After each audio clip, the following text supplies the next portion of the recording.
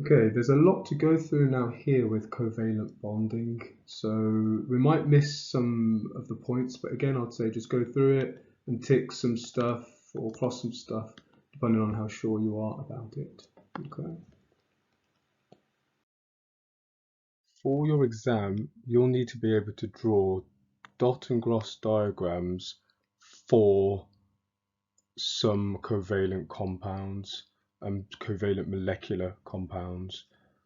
I've grouped the ones that you have to draw into three groups. You have diatomic, so with two atoms, made from two atoms. Inorganic molecules, that's molecules that don't contain carbon and hydrogen. And then organic molecules, molecules which contain carbon and hydrogen. Now, I'm going to go through a method of a way that I go about drawing dot and cross diagrams, which may help you. It may not help you. You may be good enough to just skip all these steps and just go straight to drawing the dot and cross diagrams. What I tend to do is draw the atom first. So we have nitrogen. Nitrogen is in group 5, therefore we have 5 electrons in the outer shell. So we start with north, east, south, west, north. So it's 5 in its outer shell, and I then put underneath the number of bonds it's going to form. So nitrogen wants 3 more electrons to have a full outer shell. This means that it's going to need 3 more bonds, and we have 2 of these nitrogens. So then from there I go to drawing the, well, let's draw another nitrogen here. 1, 2, 4, 5. I then go into drawing the displayed formula for what I think the compound's going to look like. So if nitrogen needs 3 bonds and the other nitrogen needs 3 bonds, because we've got 2 nitrogens here, it's going to form 3 bonds with itself. And from the displayed formula, we can then go on to drawing. The dot and cross diagram. So I'll first draw out the orbitals. You can make them overlap, but they don't need to. It's absolutely up to you. Draw the 2 nitrogens in there. 3 bonds in the middle, that's 6 electrons. And I alternate 1, 2, 3, 4, 5, 6. So we have 6 electrons, and then I go back and then fill in both orbitals, ensuring that they have 8 each. So do 2 on this side, and then 2 on that side.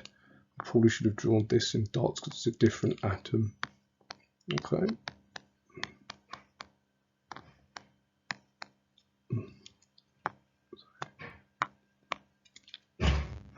Okay. Next one, carbon dioxide. Again, the exact same thing. We have 1 carbon, 2 oxygens. First, we draw out the structure of the atoms, the electronic configuration of the atoms. So carbon is in group 4, therefore it has 4 electrons in its outer shell. The number of bonds it needs is therefore 4. Then we have oxygen, which is in group 6, therefore it has 6 electrons in its outer shell. Therefore we need 2 more electrons to complete its outer shell, therefore it's going to form 2 bonds. Now in a situation like this, so we have 2 of these oxygens, in a situation like this, the carbon, because it forms more bonds, it therefore goes in the middle, and your oxygen is going to go on either side. So your oxygen forms 2 bonds, and then we have 2 of these oxygens, so another oxygen forms 2 bonds, and we'll draw it on the other side. So then, now that you've done that, you can then draw out the dot and cross diagram of these. Again, we've got 2 electron pairs on each side, so that's 4 electrons. Dot, cross, dot. And then you just go back and fill in each orbital, ensuring each atom has 8 electrons unless it's hydrogen or helium. So or lithium, sorry. And now you have carbon. Your carbon has 8 electrons in its outer shell. That's all right. Your oxygen on the left, that has 4, so it's going to need 2 more. And then your other oxygen here is going to be the same. It's going to be a mirror. Now you need to ensure that your electrons, you're using dots and crosses to distinguish between the two different atoms' electrons. Fluoroethene, this is a bit harder, but again we do the same thing. So we have carbon, which is in group 4, so it has 4 electrons in the outer shell. Therefore, it needs 4 more electrons and forms 4 more bonds. Hydrogen, that's in group 1, therefore it has 1 electron. It needs 1 more electron to have a full outer shell, therefore it's going to form 1 bond. Your fluorine, that's in group 7, therefore it has 7 electrons in its outer shell. Therefore it needs 1 more to gain a full outer shell, and it's going to form 1 bond, therefore. So you're going to need your carbon, you've got 2 carbons, and both those carbons are going to be in the middle because they form the most bonds.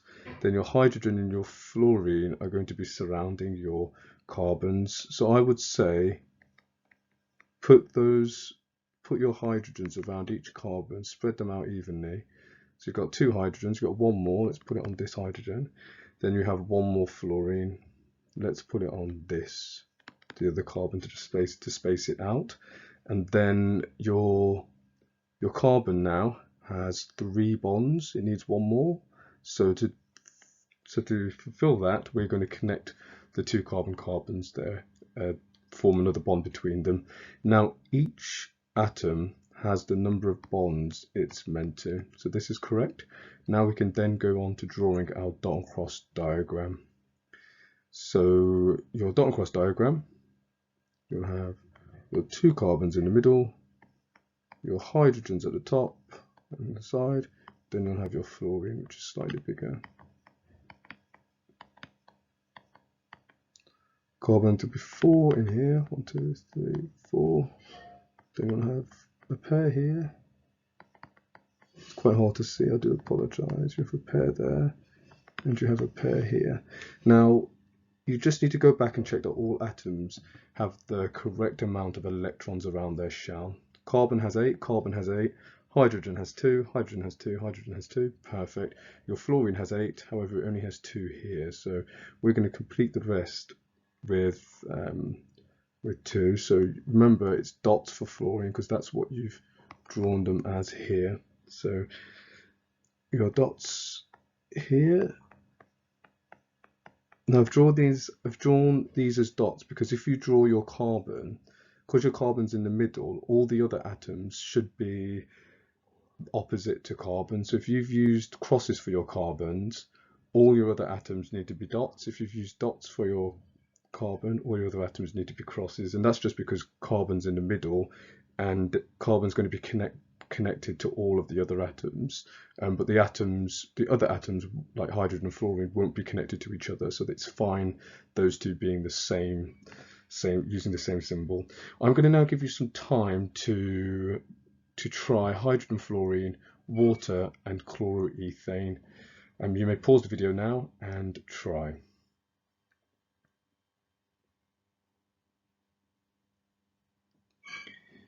Okay, so you should have given yourself 6 minutes for this. Sorry I didn't say that before. Your hydrogen fluoride, it should, drawing a stick and cross diagram for it, should look like that. Your water should look like this. Oxygen in the middle because it forms 2 bonds. So remember the atom which forms the most bonds is always in the middle. Chloroethane should look like this. Each is going to have 4 bonds, 5 H's, and chlorine at the end. Okay, so going back now, so we have our fluorine, hydrogen, they share a pair. Then your fluorine has 8, doesn't matter what which one has dots, which one has crosses. Your oxygen, your oxygen, your two hydrogens on either side, they're going to share an electron pair, and then your oxygen is going to have 4 more to fill the pair. Then this one's slightly more complicated, but still quite easy as well. So I'll draw the carbons in the middle, then your hydrogens all the way around it. This is very small. There's going to be an electron pair here, electron pair here. This is hydrogen, this is hydrogen. Your chlorine here, electron pair here, electron pair here, hydrogen, hydrogen, hydrogen. Each hydrogen is going to have an electron pair, and the chlorine, remember, is different from the hydrogen because it has 8 in its outer shell, so you just need to double check that. And you can do whichever one you want, doesn't really matter here. Dots or crosses, I'm going to do dots here. And that's got 8. Okay, so just check your answers.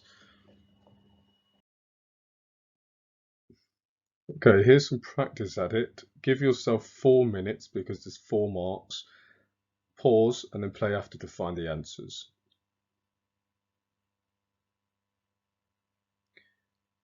Okay, so you should have got this here. This diagram hasn't included the orbitals. It doesn't matter about the orbitals. You can do if you want to. You can overlap them. You can whatever, but it doesn't matter about the orbitals in a sense.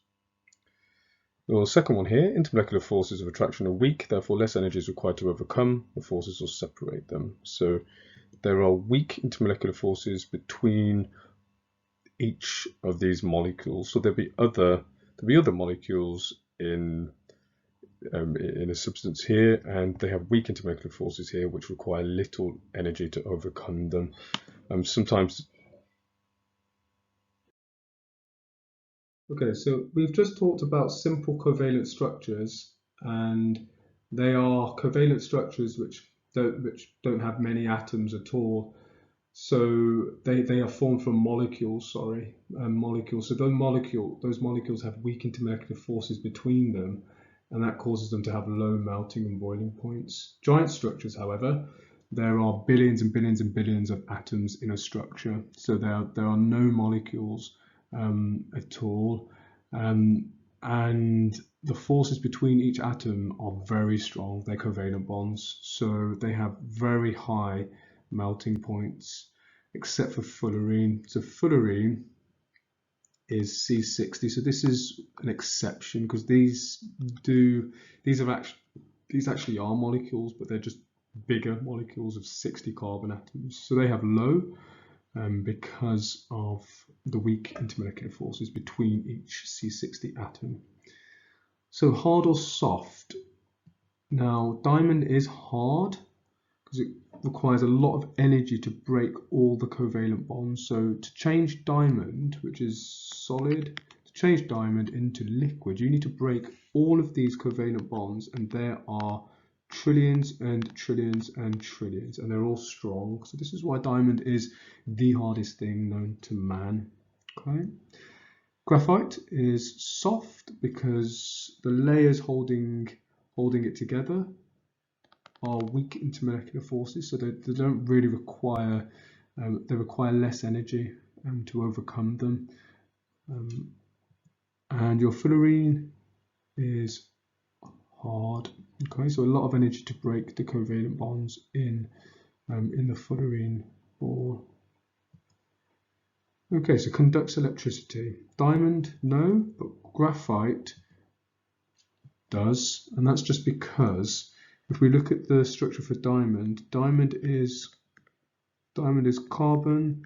All your carbons are bonded. So because all of them are bonded, if we look at our dot and cross diagram, there are no free electrons to pass on the charge. Each carbon atom looks like that, and all the atoms are fixed in an orbital. While in graphite, however, it actually looks like this. You've got 3 carbons bonded in this type of hexagonal pattern like this. If you look there, if you look at one. So if we draw the dot and cross diagram for this, you'll see that each, another one bond there, another bond here, another bond here, and then you'll have a spare electron which will be delocalized. This spare electron is delocalized and it's free to pass on. So it's free to conduct electricity. Okay, so your fullerene is the only exception here, and it is actually it's a simple structure.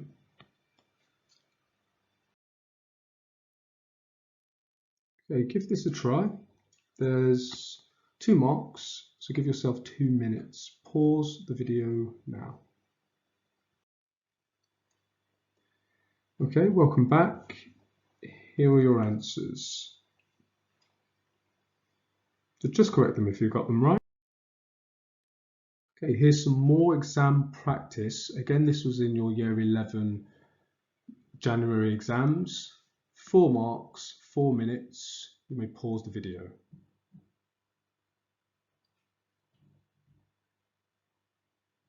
Okay, welcome back.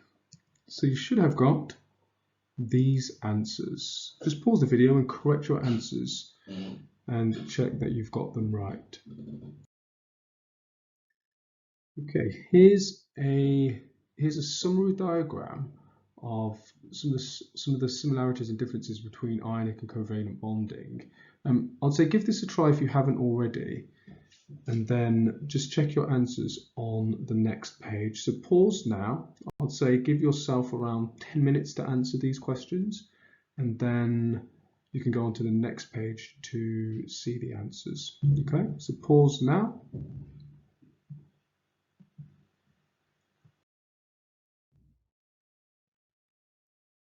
Okay, so here are the answers. And this should be good revision for you for your upcoming exam.